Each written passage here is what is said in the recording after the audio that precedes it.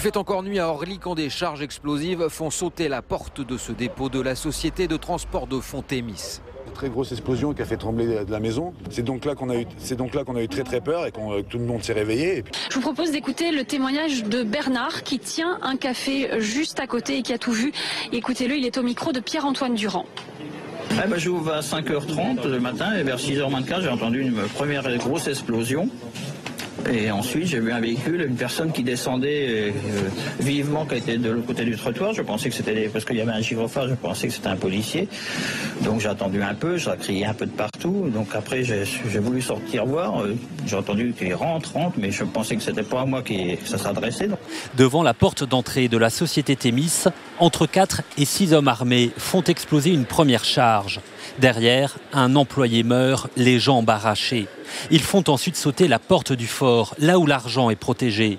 Les autres employés de la société se réfugient dans un local blindé à l'arrière. L'opération tourne court à l'arrivée de la police, alertée par le véhicule incendié. Pour couvrir leur fuite, les malfaiteurs ouvrent le feu à la Kalachnikov. Fonctionnaire de police qui est ça fait 2 ans qu'elle est sur Choisy-le-Roi, qui se retrouve à se faire tirer dessus avec ses collègues. Elle est très traumatisée.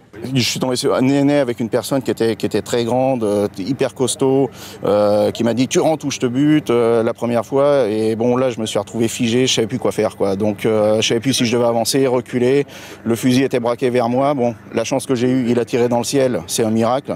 Plusieurs employés de la société de fonds étaient présents ce matin lors du braquage. Nous avons mis en place une cellule psychologique pour l'ensemble du personnel, qui sont à l'heure actuelle en partie déjà reçus par des psychologues aguerris à ce genre de situation. Pour couvrir leur fuite, les malfaiteurs prennent alors un otage qu'ils libèrent quelques kilomètres plus loin.